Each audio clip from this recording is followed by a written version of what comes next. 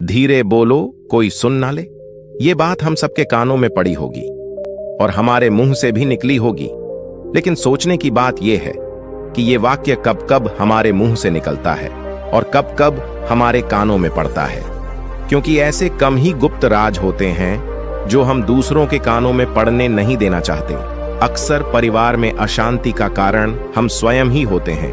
हम इस बात को देख पाए या भले ना देख पाए, पर यह असल सत्य है, क्योंकि जाने अनजाने मूर्खतावश हम खुद ही अपनी वो बातें दूसरों को बता देते हैं जो हमें कभी नहीं बतानी चाहिए, और वही बातें जो जाने अनजाने में हमने किसी दूसरे के सामने बता दी थी, वही हमारे दुख का कारण बन जाता है, वही हमारे झगड़े का कारण बन जाता है। और फिर बाद में हमें पछतावा होता है कि मुझे ये बात किसी को बतानी नहीं चाहिए थी, मेरी ही गलती हुई कि मैंने जाने अनजाने में ये बात सभी को बता दी। इसीलिए आज की ये जो बौद्ध कहानी मैं आपको सुनाने वाला हूं, उसे सुनने के बाद आपको 7 ऐसी बातें पता चलेगी जो आपको कभी किसी को नहीं बतानी। ये जो 7 बातें हैं जो आपको किसी को नहीं बतानी, क्यों नहीं बतानी, इसके पीछे का तर्क भी मैं आपको दूंगा। और इन 7 बातों के अलावा अगर आपको लगता है कि कोई बात ऐसी है जो मुझसे छूट गई या मैं नहीं बता पाया, तो कमेंट सेक्शन में जरूर बताना। इससे पहले कि आप इस बौद्ध कहानी में खो जाए, इस चैनल को सब्सक्राइब जरूर कर लें। तो चलिए कहानी शुरू करते हैं। एक समय की बात है, एक नगर में रामू नाम का एक युवक रहता था। वो युवक बहुत गरीब था, कुछ पैसा नहीं था उसके पास। 2 वक्त की दाल रोटी भी बड़ी मुश्किल से उसको नसीब होती थी। किसी काम की तलाश में दिन रात खोज करने पर भी उसे कोई काम नहीं मिल रहा था। फिर एक दिन उसने अपनी पत्नी के सामने अपनी सारी समस्या बता दी।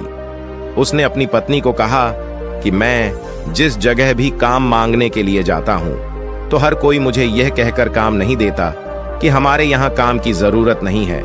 मैं काम की तलाश कर करके थक चुका हूं। मुझे समझ नहीं आता कि मैं तुम लोगों का पेट कैसे भरूंगा, अपने बच्चों को कैसे पालूंगा, और ये चिंता मुझे दिन रात खाए जा रही है। यह सुनकर उसकी पत्नी ने कुछ सोचकर कहा कि तुम एक आदमी के पास सिर्फ एक बार ही काम मांगने के लिए जाते हो, और जब वो काम नहीं देता तो तुम दोबारा उसके पास जाते तक नहीं हो। अगर तुम्हें उनसे काम लेना है तो तुम्हें हमदर्दी जतानी होगी, तुम्हें उनसे हमदर्दी हासिल करनी होगी, अपनी गरीबी दिखानी होगी, ताकि वो लोग तुम्हारी मजबूरी समझकर तुम्हें काम पर रख ले। इसलिए शर्म मत करो, उन्हें अपनी मजबूरी बताओ, अपनी गरीबी बताओ, और इसी उपाय से तुम काम पा सकते हो। ये बात रामू की मस्तिष्क में बैठ गई, और अगले दिन काम मांगने के लिए वो उसी सेठ के पास जा पहुंचा जहां पर वो पिछले दिन काम मांगने के लिए गया था। लेकिन इस बार उसने हाथ जोड़कर उस सेठ से प्रार्थना की, उससे विनती की कि वो बहुत गरीब है और उसे काम की बहुत आवश्यकता है। वो जो कुछ भी उसे देंगे वो उसमें संतुष्ट हो जाएगा, पर कृपया करके मुझे अपने यहां काम पर रख ले। उसकी ये हालत देखकर उस सेठ ने उसे अपने यहां काम पर रख लिया। वो रोज वहां पर काम पर जाने लगा। अंदर ही अंदर वो खुश तो था कि उसे काम तो मिला, लेकिन उसे वेतन दूसरे लोगों से कम मिलता था। वही काम जो दूसरे लोग कर रहे थे, उन्हें ज्यादा वेतन मिल रहा था और इसे कम वेतन मिल रहा था। जब इस बारे में उसने अपने सेठ से कहा, तो सेठ ने कहा कि देखो भाई, तुम्हें काम की जरूरत थी, मैंने तुम्हें काम दिया। मेरा धन्यवाद करने की बजाय तुम मुझसे शिकायत कर रहे हो। यह कैसी बलवंत साहत है। यह सुनकर रामू वहीं पर चुप हो गया। बात कहीं ना कहीं सत्य थी, सच थी। सेठ ने तो उसे उसकी मजबूरी के हिसाब से ही काम दिया था, और इसीलिए वो उसे अपने अनुसार ही वेतन देता था। लेकिन धीरे धीरे उसने ये बात अपने सगे संबंधियों और अपने दोस्तों को भी बताना शुरू कर दी कि उसका सेठ कैसा आदमी है और उसे कितना वेतन देता है। समय बीतता रहा और रामू पूरी लगन के साथ अपना काम करता रहा, लेकिन अब परिस्थितियां बदलने लगी थीं। सेठ अब रामू से दूसरे लोगों से ज्यादा काम लेता था और उनसे कम वेतन उसे देता था। ये बात रामू के मन को बहुत खलती थी। वो दूसरों से ज्यादा मेहनत कर रहा है और उनसे कम वेतन पा रहा है। इससे उसके आत्मसम्मान को बहुत गहरी चोट पहुंची। अब धीरे धीरे उसका मन अपने काम से हटने लगा। उसका मन काम में लगता ही नहीं था। जाहिर सी बात है कि ऐसी जगह किसका मन लगेगा जहां आदमी को अपने आत्मसम्मान के साथ समझौता करना पड़े। इसीलिए जल्द ही उसने अपना काम छोड़ दिया और वो घर पर आकर खाली बैठ गया। अब उसके पास घर का खर्चा चलाने के लिए भी पैसे नहीं बचे थे। इसीलिए उसने अपने सगे संबंधियों और अपने दोस्तों से सहायता मांगने शुरू की। लेकिन उसके दोस्त उसके सामने तो उसे दया का पात्र समझते थे, उसे दिलासा देते थे, लेकिन पीछे से उसका मजाक उड़ाते थे। वो कहते कि कितना बेवकूफ है, सेठ ने इतना काम लिया और बेचारे को पैसे भी नहीं दिए। अरे हम इसको पैसे दे दे तो ये कल हमारा भी पैसा नहीं वापस कर पाएगा, इसकी ऐसी हालत है, काम तो इसके पास कुछ है नहीं, पैसा कहां से लाकर देगा। और इसी वजह से रामू की हालत दिन पे दिन खराब होती जा रही थी। अब वो दिन रात तनाव में रहने लगा था। वही दोस्त, वही सगी संबंधी जो उसके अपने होने का दिखावा करते थे, वो उसे दया का पात्र समझ रहे थे। उन्हें उसके ऊपर तरस आ रहा था। सब लोग आकर उसे ज्ञान तो बहुत देते थे, लेकिन कोई सहायता नहीं करता था। और अक्सर ऐसा ही होता है, ज्ञान देने वाले तो बहुत मिल जाते हैं, लेकिन मदद करने वाले, उंगली पकड़कर, हाथ पकड़कर आगे चलाने वाले कितने लोग मिलते हैं। फिर एक दिन उसे पता चला कि पड़ोस वाली गांव में एक बौद्ध भिक्षु आया हुआ है जो बहुत ही ज्ञानी है। रामू इतना तनाव में था कि उसे कोई रास्ता नजर ही नहीं आ रहा था। इसीलिए जाने अनजाने वो उस बौद्ध भिक्षु के पास पहुंच जाता है। वहां पहुंचकर वो सीधे उनके पैरों में गिरकर रोने लग जाता है। वो रोते रोते उन्हें अपनी सारी परिस्थिति बताता है। उसे बताता है कि किस तरह उसके सेठ ने उसका फायदा उठाया और उसके सगे संबंधी उसके साथ कैसा व्यवहार रखते हैं। सारी बातें सुनकर बौद्ध भिक्षु ने उसे चुप कराते हुए कहा कि भंते, ये सारी समस्याएं तुम्हारी बुद्धिहीनता, तुम्हारी मूर्खता के कारण उत्पन्न हुई है। अगर तुम्हारे अंदर विवेक होता तो इनमें से एक भी समस्या तुम्हारा चित्त को दुखी नहीं कर सकता था। लेकिन तुमने अपने अविवेक के कारण, अपनी मूर्खता के कारण खुद ही अपने रास्ते में कांटे बिछा दिए। परंतु आज मैं तुम्हें 7 ऐसी बातें बताने जा रहा हूं जो भूल कर भी किसी को मत बताना, और इन बातों का अनुसरण करते हुए तुम बाहर से मिलने वाले दुखों को तो दूर कर ही सकते हो जो बेवजह दुनिया की वजह से तुम्हारे अंदर पनपते हैं। पहली बात जो किसी को नहीं बतानी चाहिए वो है अपनी मजबूरी। अपनी मजबूरी का दिखावा करके दूसरों का दया पात्र बनाकर उनकी सहायता लेने की गलती कभी मत करना। हो सकता है कि आज वो तुम्हारी मजबूरी देखकर तुम्हारी सहायता कर दे, लेकिन कल वो तुम्हारा फायदा उठाने से भी नहीं चुकेगा। और अगर फायदा भी नहीं उठाया तो दूसरों के सामने तुम्हारा मजाक बनाने में वो आदमी कभी नहीं झुकेगा। इसीलिए कभी भी अपनी मजबूरी का दिखावा मत करो। अगर घर में 2 रोटी है, सूखी रोटी है, तो वहीं खाकर सो जाओ, लेकिन दूसरों को इसके बारे में भनक तक नहीं लगनी चाहिए। जरा आप खुद सोचो, मजबूरी बताने का क्या प्रयोजन होता है एक इंसान का? या तो वो दूसरों से सहानुभूति हासिल करना चाहता है या उनसे कोई आर्थिक मदद चाहता है।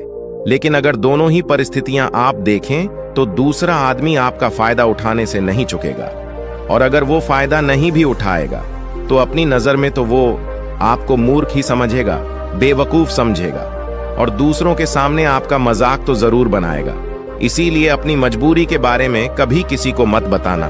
दूसरी बात जो किसी को भी नहीं बतानी चाहिए वो है अपनी अतीत की गलतियां और भविष्य की रणनीतियां। जरा सोचो कि अगर हम अपने अतीत की गलतियां किसी दूसरे को बताते हैं तो उसका क्या प्रभाव होगा? वो गलतियां ठीक तो नहीं की जा सकती, जाहिर है, तो उन्हें बताने का क्या प्रयोजन रह जाता है? आप अपने अंधेरे पक्ष को खुद दुनिया के सामने बता रहे हो, खुद अपनी गलतियां दूसरों के सामने बता रहे हो। इससे उस आदमी की नजर में आपका एक चरित्र घटित हो जाएगा और वो भविष्य में हमेशा आपको उसी नजरिए से देखेगा। इसीलिए किसी भी आदमी की नजर में अपना चरित्र गठित मत होने दो। और जरा सोचो कि आप व्यर्थ में ही अपने भविष्य की रणनीतियां दूसरों के सामने बता रहे हो। जो लोग आपके काम का हिस्सा ही नहीं है, उनके सामने अपने भविष्य की रणनीतियां, अपनी डींगे हाँकने का क्या फायदा? वो लोग आपकी सहायता तो नहीं करेंगे, लेकिन आपकी भविष्य की रणनीतियों में बाधा जरूर बन सकते हैं। आप खुद अपनी विवेक का इस्तेमाल करिए और सोचिए कि आपके साथ भी ऐसा हुआ है कि आपने अपनी भविष्य की रणनीति किसी को बताई हो और वो कामयाब ही ना हुई हो। जरूर हुआ होगा, जरा गौर से सोचिए।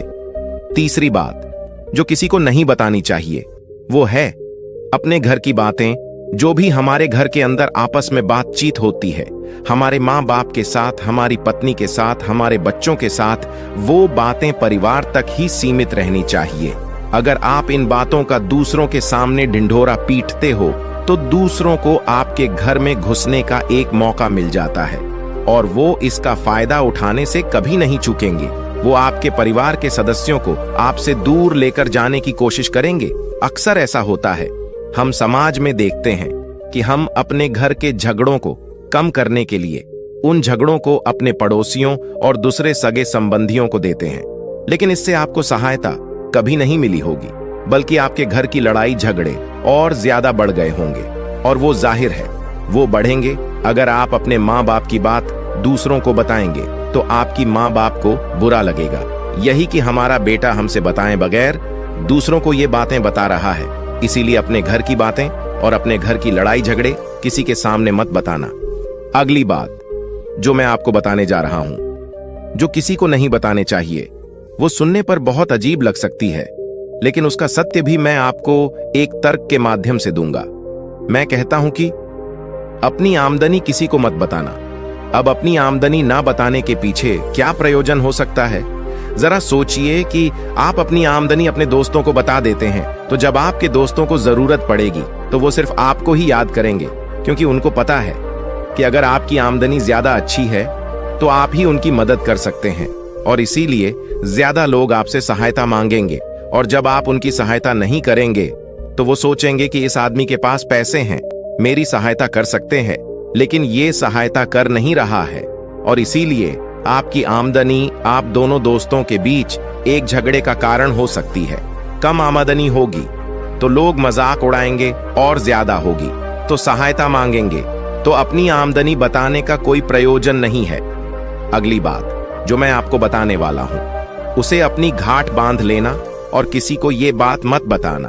अपनी कमजोरी और अपनी ताकत अक्सर इंसान को पता नहीं होता है कि उसकी कमजोरी या उसकी ताकत क्या है, लेकिन अगर आपको अपनी कमजोरी और अपनी ताकत पता है तो पहली बात तो आप बहुत ही बुद्धिमान आदमी हैं, और दूसरी बात कि आपको ये बातें किसी से साझा नहीं करनी है, क्योंकि अगर आपकी कमजोरियां दूसरों को पता चल गई तो वो आपकी कमजोरियों का फायदा उठाएंगे, और अगर आपकी ताकत पता चल गई तो वही ताकत आपकी कमजोरी बन जाएगी, क्योंकि वो ताकत दूसरे आदमी को पता है और वो ताकत की खाट भी ढूंढ ही लेगा। अपनी कमजोरी और अपनी ताकत अपनी पत्नी या अपने पति को भी नहीं बतानी चाहिए, क्योंकि इसके बाद आपको घर में उनसे हमेशा दब के रहना पड़ेगा। अगली बात जो किसी को नहीं बताने चाहिए वो है अपने मित्र और अपने शत्रु। आप अपने मित्रों के बारे में अगर दूसरे लोगों को बताएंगे तो वो आपके मित्रों के साथ अपनी घनिष्ठता बनाकर आपको धोखा दिलवा सकते हैं, आपके गहरे मित्रों को आपसे दूर करने का प्रयास कर सकते हैं। अक्सर आम आदमी ऐसा नहीं करता, लेकिन आपके दुश्मन ऐसा करने की कोशिश कर सकते हैं। और दूसरी तरफ आपके शत्रु का भी किसी को नहीं पता लगना चाहिए, क्योंकि आज जो आपका मित्र है, अगर कल वो आपका दुश्मन हो गया तो वो आपके दुश्मन के साथ ही मिलकर आपको परास्त कर सकता है, आपको धोखा दे सकता है। इसीलिए अपने सबसे अच्छे दोस्तों को भी अपने दुश्मन के बारे में कभी मत बताना। अगली और आखिरी बात कहना चाहता हूं कि जब तुम दान करते हो तो दान के बारे में भी किसी को मत बताना, नहीं तो दान करना व्यर्थ हो जाता है, बेकार हो जाता है। जब आप अपने दान का ढिंढोरा पीटते हो तो आप ये बता रहे हो कि मैं कितना बड़ा दानी पुरुष हूं, और ये आपके अंदर एक अहंकार निर्मित करेगा। इसीलिए दान गुप्त रूप से किया जाए उतना ही अच्छा होता है, उतना ही फलदायी होता है। जब आपका बायां हाथ दान कर रहा हो तो दाएं हाथ को भी ना पता चले कि बायां हाथ दान कर रहा है। ये 7 बातें जो बौद्ध भिक्षु ने रामू को बताई, इनमें संसार के सभी सिद्धांत छिपे हुए हैं। इन बातों का अनुसरण करते हुए आप अपने घर में सुख शांति बना सकते हैं और घर के झगड़े हमेशा के लिए दूर कर सकते हैं। आप इन बातों के बारे में अपने विवेक से भी सोचेंगे तो आपको ये बातें सच मालूम पड़ेंगे। और हमारा कहानी सुनाने का मकसद यही है कि आपका विवेक जागृत हो, आप खुद उन बातों के बारे में सोचें जो हम आपको बता रहे हैं, और अगर हम गलत हैं तो आप कमेंट सेक्शन में वो बात जरूर बताएं जिस पर हम गलत हैं। और इनके अलावा भी अगर आप कुछ जानते हैं तो उन बातों को भी कमेंट सेक्शन में जरूर डालें। तो दोस्तों, आज के वीडियो में बस इतना ही। उम्मीद है आपको यह वीडियो पसंद आई होगी।